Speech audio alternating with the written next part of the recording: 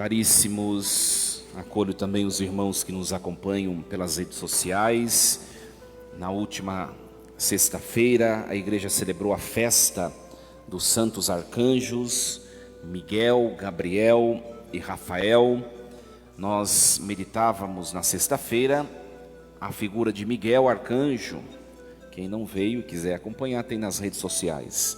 Depois, ontem à noite, meditávamos um pouquinho sobre a missão de São Gabriel.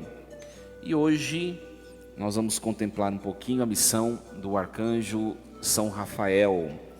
Nós ouvimos relatos da existência e do nome deste arcanjo num texto bíblico que se chama Tobias. É no livro de Tobias que nós encontramos os relatos que nos informam a atuação deste anjo. O nome Rafael, desinente do hebraico, significa medicina de Deus, ou cura de Deus, ou remédio de Deus. O prefixo, ele sugere cura, medicina, médico, depende da conclusão do sufixo. E o nome Rafael significa então médico de Deus, ou a cura de Deus. É o arcanjo que Deus envia para curar. De maneira resumida, quem quer mais informações, depois pegue a Bíblia e leia o texto de Tobias, De maneira muito resumida, nós vemos a intervenção de Rafael em duas situações. Primeiramente, na vida de uma mulher que se chamava Sara, filha de Raguel. Sara, ela tinha sido prometida em casamento 7 vezes. Então, e cada vez que ela se casava, no ato da consumação do seu casamento, um demônio que se chamava Asmodeu matava o seu marido, e ali não se consumava o casamento. Isso aconteceu por 7 vezes, e depois disso Sara se vê humilhada, até mesmo pela sua criada. Se a gente vai acompanhar no texto bíblico, a criada vai dizer a ela: você é uma amaldiçoada por Deus. E ela invoca a presença de Deus, a cura de Deus, para que Deus envie dos céus sua ajuda e possa conter a ação desse demônio Asmodeu, e assim ela possa realizar este sonho, que é se entregar em casamento ao homem prometido. Então, nós vemos que São Rafael, ele vai intervir na vida de Sara, e depois ela vai contendo a ação do demônio, depois ela vai passar a conceber. Um outro relato do texto de Tobias e a intervenção do santo arcanjo é na cura de Tobit. Na verdade, o mesmo nome do pai é do filho, Tobias pai, Tobias filho. Algumas Bíblias, para diferenciar, chamam o Tobias pai de Tobit, Ele era um homem que sempre ajudou o povo. Eles viviam na época numa cidade que se chamava Nínive. Na verdade, um país, hoje é na localidade do Iraque, aquela região de Nínive. E o culto ao Deus verdadeiro era proibido. E Tobit, ele sempre ajudava as pessoas a servir ao Deus verdadeiro, ajudava os pobres, ajudava as pessoas que tinham necessidade. Em certo momento, ele, quando se colocou num lugar a dormir, nós vemos que o texto bíblico nos informa que ele se deitou exatamente num lugar onde tínhamos alguns pombos em cima dele, que acabou derrubando excremento nos seus olhos, e naquela noite ele ficou cego. Depois de dormir abaixo desses pombos, ele se torna cego, Depois de se tornar cego, já não podia mais trabalhar como antes, a vida começou a ficar difícil, sua esposa começou tendo que manter a casa, e até que chega ao ponto da sua própria esposa questionar a ele: você não é um homem justo? Você não é um homem que está diante de Deus? Você não é um homem que ajuda tantas pessoas? Cadê Deus? Por que lhe aconteceu isso? Né? O questionamento que surge desse livro de Tobias na vida de Tobit é exatamente o questionamento de muita gente, né? Hoje nós ouvimos esse texto bíblico, que é a profecia de Ezequiel, na mesma situação, né?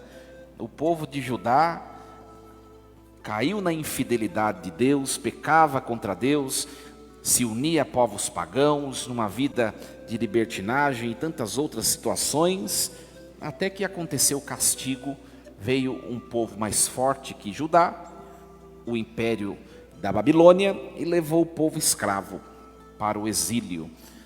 E aí, no exílio, o povo começa a questionar, cadê Deus, cadê não sei o quê? E o profeta Ezequiel, ele é um profeta singular, porque ele profetizou antes de acontecer, né, esse fato, e depois que aconteceu. E ele foi levado por primeiro para ser escravo na Babilônia, Ezequiel, né? Antes de acontecer Ezequiel, se você pegar o texto da Bíblia, lá na sua Bíblia, Ezequiel, a profecia de Ezequiel, você vai ver que na primeira parte do livro, da profecia dele, é o Ezequiel falando, vocês precisam deixar as más obras, vocês precisam voltar para Deus, não vai terminar bem, não vai acontecer bem, volte para Deus. Aí acontece no ano de 597 a.C., o século VI a.C., a Babilônia vem e leva uma primeira deportação, e na primeira deportação foi Ezequiel. A turma que ficou lá, que não foi levada, falou, ufa, né? Fomos salvos, né? Alguns anos depois, no ano 586, lembrando que os séculos antes de Cristo eles vão diminuindo, tá bom? No ano 586, a Babilônia voltou e levou a turminha que sobrou, né? E aí no exílio, Ezequiel continua profetizando, bem feito, quem mandou não escutar a Deus? Agora vocês têm que ter paciência e viver a escravidão até que Deus nos liberte, porque Deus, mesmo nós merecendo, Ele virá em nosso socorro, mas agora aguenta firme aí, quem mandou vocês não obedecerem a Deus, né? Que é o texto que nós escutamos, vós andais dizendo, a conduta do Senhor não é correta, e aí Deus diz, ouvi voz da casa de Israel, é a minha conduta que não é correta, ou antes foi a vossa conduta que não foi correta? Né?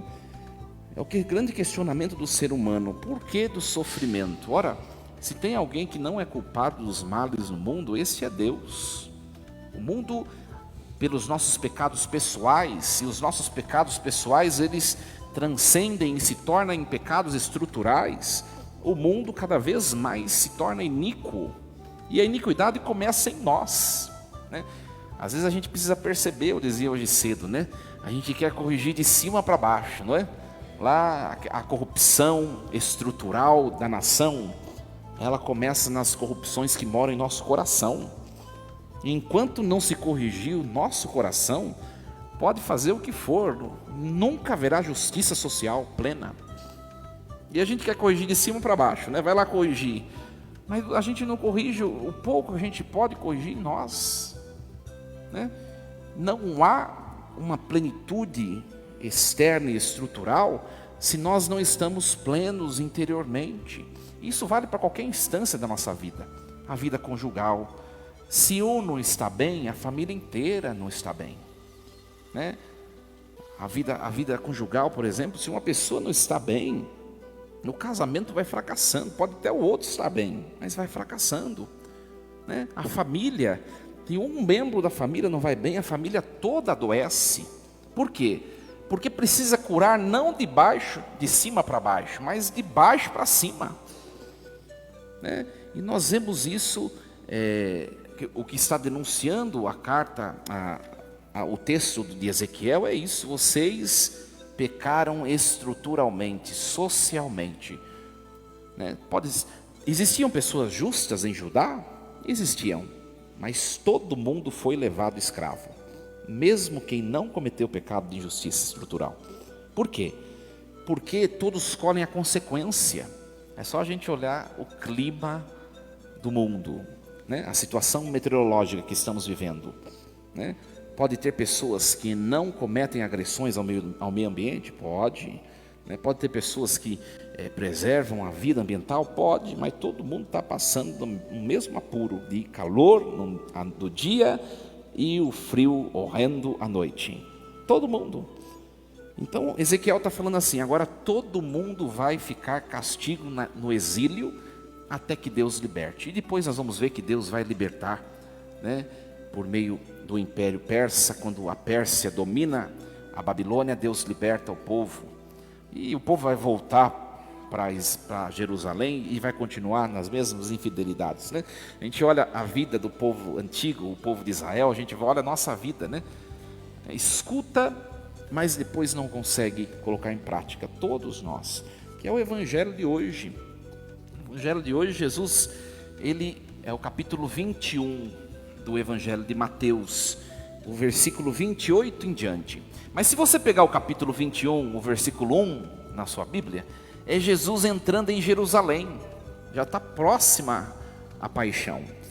Quando ele entra em Jerusalém, no começo do capítulo 21, todo mundo lá aclamando Jesus com ramos nas mãos, lembram? Né? Hosana ao rei, o Messias chegou, o enviado, filho de Davi, hosana nas alturas, né? Isso no versículo 1 do capítulo 21.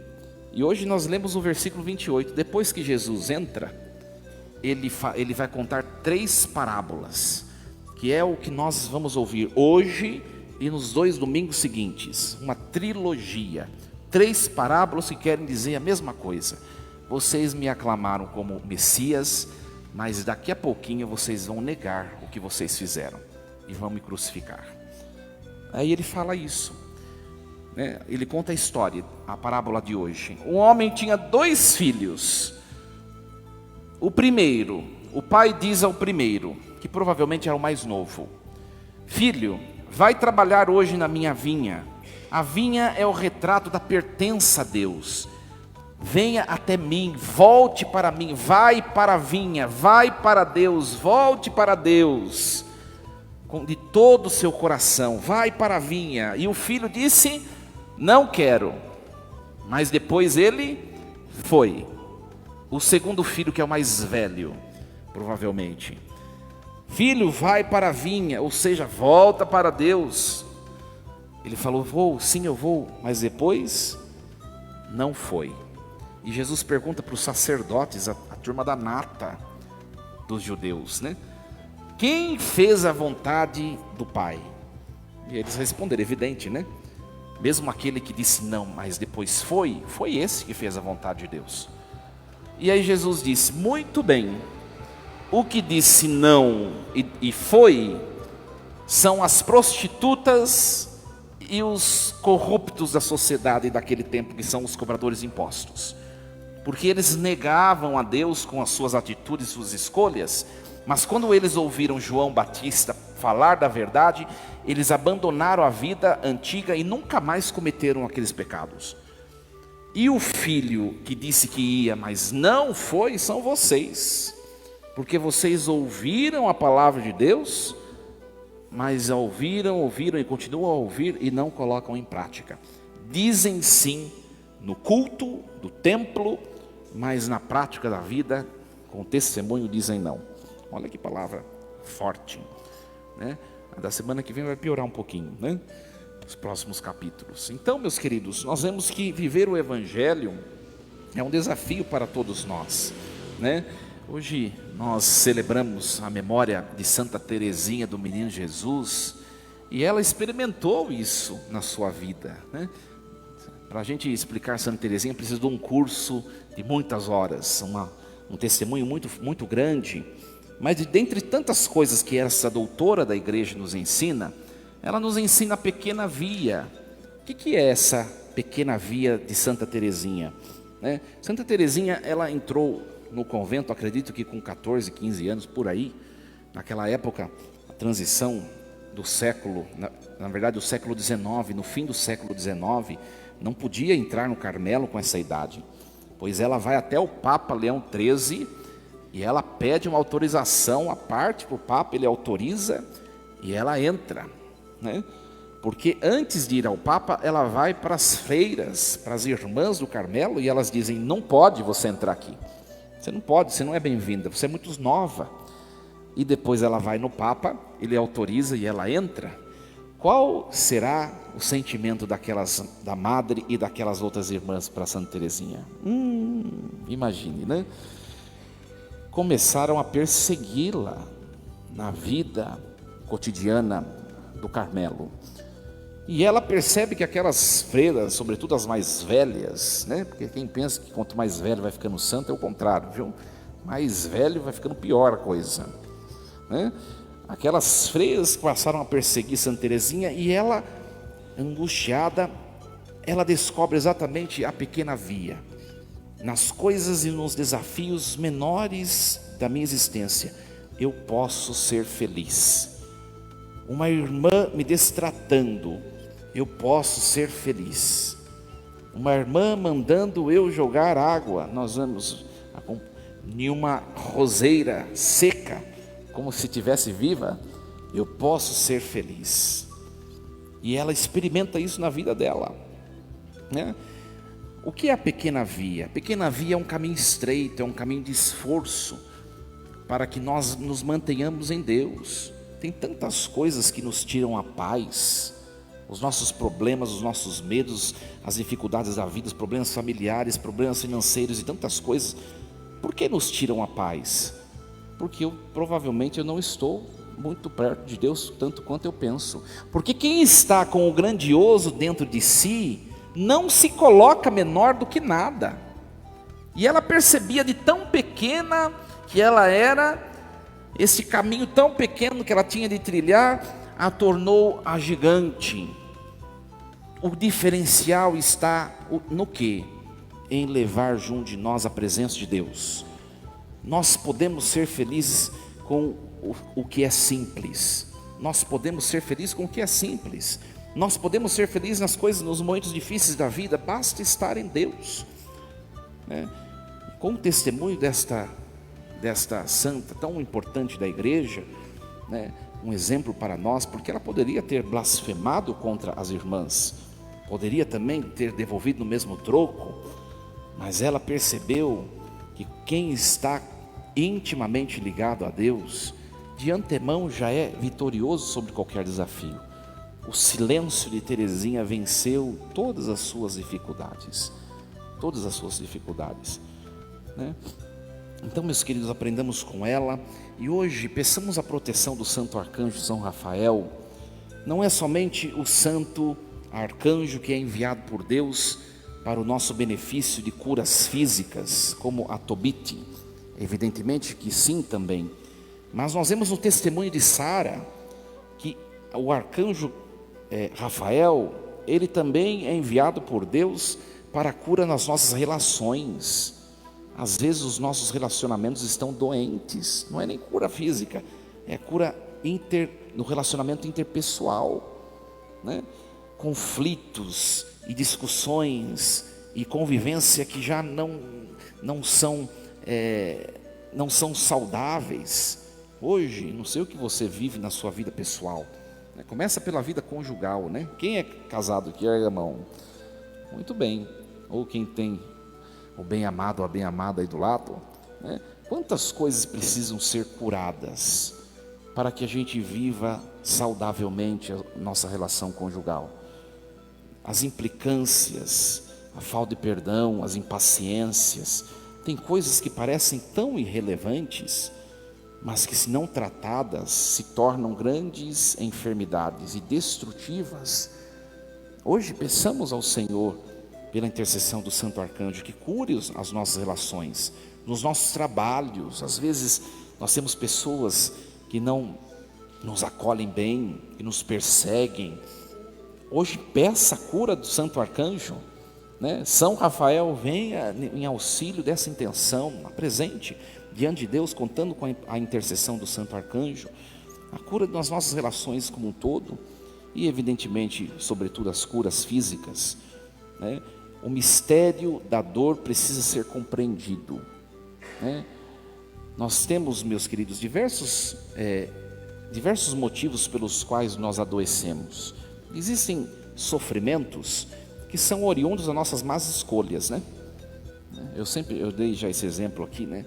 O camarada lá fuma 30 anos, depois pega um câncer. Cadê Deus? Por que Deus deu isso em mim? Deus não tem nada, você que ficou fumando igual caipora, e Deus tem culpa agora?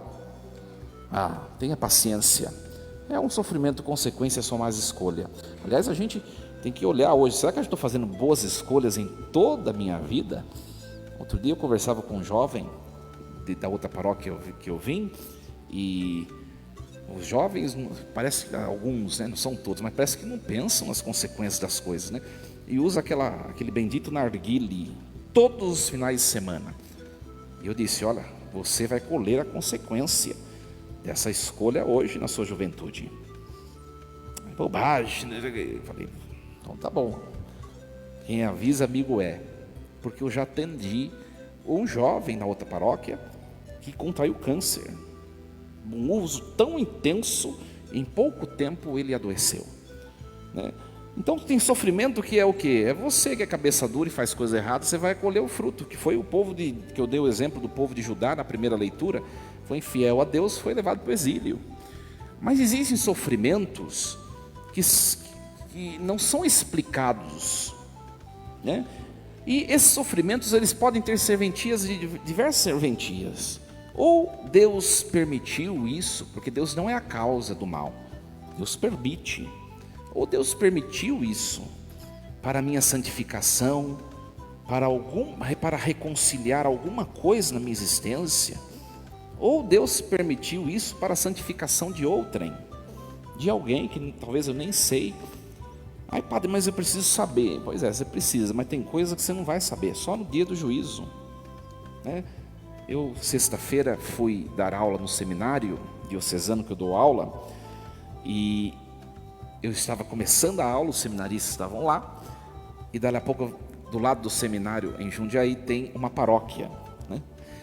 E veio a funcionária da paróquia desesperada, batendo na porta lá, padre, preciso do senhor, venha para cá, venha aqui, né? Tem uma mulher fazendo um escândalo lá na igreja, acabou de perder o filho, né? E eu falei, olha, acabei de começar a aula, né? Vai chamar o reitor do seminário, que deve estar no quarto dele, né? E ela foi, não encontrou padre nenhum, né? Nessas horas ninguém encontra ninguém, né?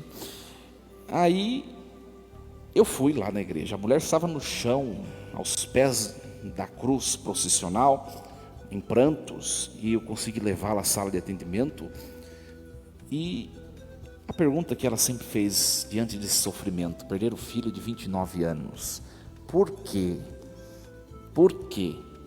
E eu falei, olha, você vai ter que esperar firme, e depois do dia do juízo você vai perguntar para Jesus lá, né? Porque se fosse o contrário, nós compreenderíamos, né? Uma pessoa que de longos anos de vida, que contrai uma doença, adoece e chega a óbito, isso, né, é dolorido, e com certeza, mas é compreensível. Mas um jovem, por quê? Né? Não sabemos. Só entre na vontade de Deus, né? Nós estávamos celebrando a festa dos Santos Arcanjos. Peça que São Rafael venha curar o seu coração, te consolar. Nada acontece em vão, mas tem coisas que nós não vamos compreender. Então ela foi se acalmando. Ai, padre, eu não vou conseguir. Vai conseguir sim, né? Vai conseguir. E Deus nos faz a mesma coisa, aguenta firme, né? Nós vemos que o anjo Rafael mandou Tobite, que é o Tobias filho, pescar um peixe e com o fel, colocar o fel nos olhos de Tobite, seu pai, e ele foi curado. Por isso que na imagem de São Rafael nós vemos um peixe, né? Que é o retrato de Cristo, o peixe, né? O que significa esse peixe? É Cristo. Tem coisas que só Deus para ser o nosso lamento, a nossa cura. Então hoje, meus queridos, para encerrar, peçamos de São Rafael que também nos traga o peixe da eternidade, que é o Cristo. Nós vamos recebê-lo em sacramento. Quando nós comungarmos, você faça de maneira piedosa e diz: Senhor, venha curar as coisas que estão incongruentes na minha vida conjugal, familiar. Peça com fé e pela poderosa intercessão de São Rafael. Que Deus assim nos ajude e que possamos crescer na fé e dar testemunho da ação de Deus em nosso meio. Assim seja. Amém. Num instante de silêncio.